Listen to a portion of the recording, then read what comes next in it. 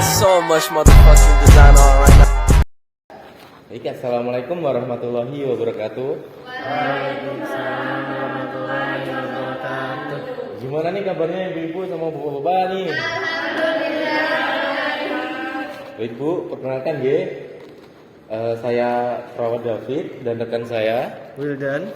Kami Bu ditugaskan dari Puskesmas untuk mengedukasi Ibu. Jadi tujuan kami ke sini yaitu untuk melakukan sosialisasi Ibu pentingnya nutrisi pada ibu hamil. Tentunya ibu udah tahu belum nih apa itu nutrisi pada ibu hamil? Makanan Lebih jelasnya nanti akan ada rekan saya Mas Wildan nanti yang akan menyampaikan materi tentang pentingnya ibu hamil Bu.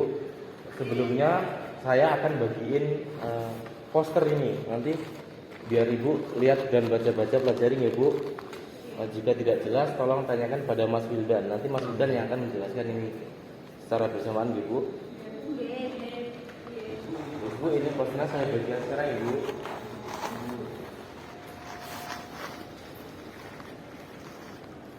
Baik Bu, ini posternya sudah saya bagikan. Nanti untuk lebih jelasnya dijelaskan oleh Mas Wildan Ibu ya.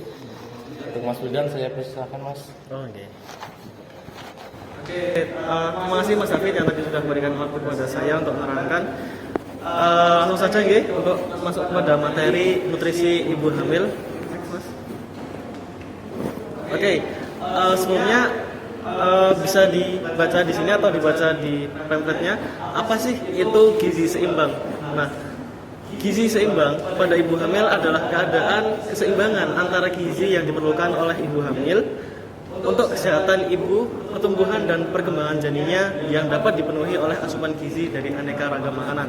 Jadi, makanan yang ibu cerna itu berpengaruh kepada janin ibu, baik masih dalam kandungan atau nanti setelah dilahirkan begitu. Yang selanjutnya tujuan nutrisi pada ibu hamil. Kenapa sih kita harus tahu dan paham mengenai nutrisi pada ibu hamil ini? Yang pertama, untuk memenuhi kebutuhan gizi ibu dan janin.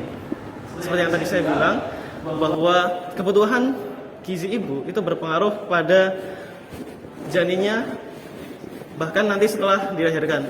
Dan nomor 2 itu membantu proses tumbuh kembang janin.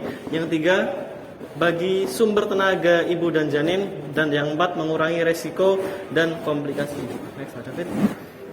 Selanjutnya dampak nutrisi pada ibu hamil. Nah, ini dampaknya kalau semisal ibu hamil mengalami kekurangan nutrisi saat janin masih dalam kandungan.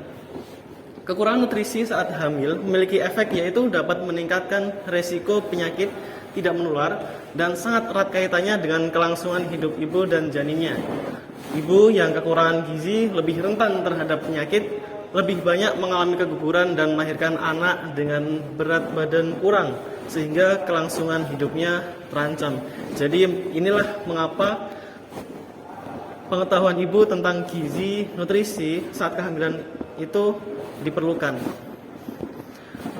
Oke, untuk resiko kalau semisal nutrisi pada ibu hamil itu tidak terpenuhi, yang pertama ada anemia, yaitu kekurangan darah, kemudian ada perdarahan, ketiga mudah terjangkit infeksi, keempat mengalami keguguran, nomor 5 bayi lahir prematur atau melahirkan tapi belum cukup umurnya dalam kehamilan, dan yang nomor 6 itu ada berat badan lahir rendah atau BBLR.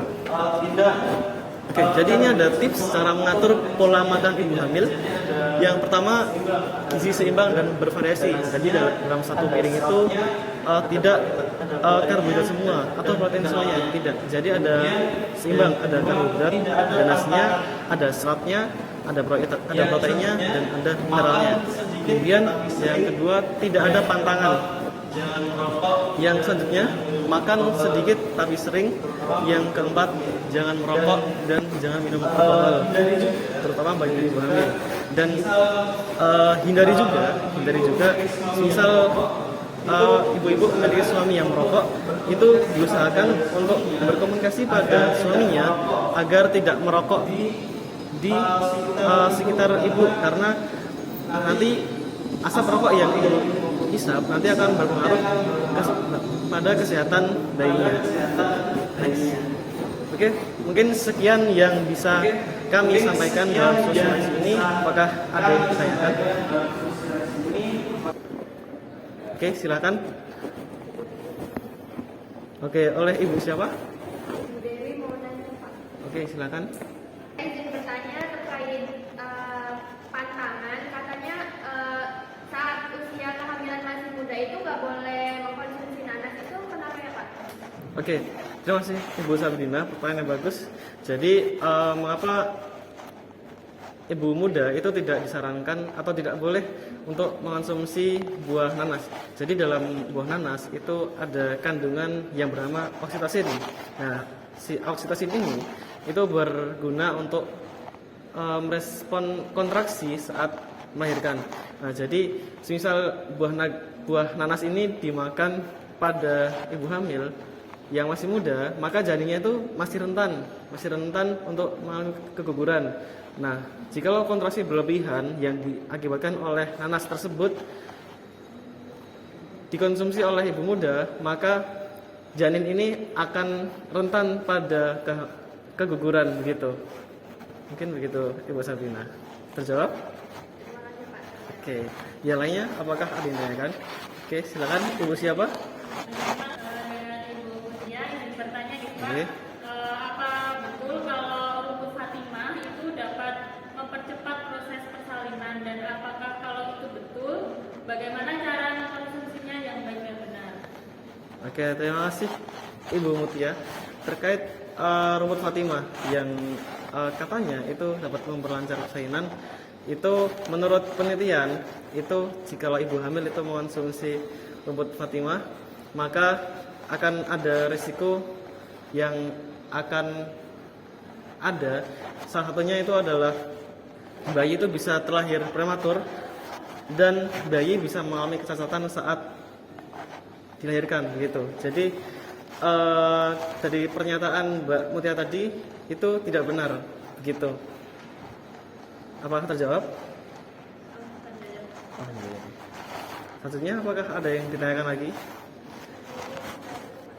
Oke, kalau sudah cukup, mungkin sosialisasi dari kami bisa kami cukupkan. Sekian dari kami. Assalamualaikum warahmatullahi wabarakatuh. Waalaikumsalam.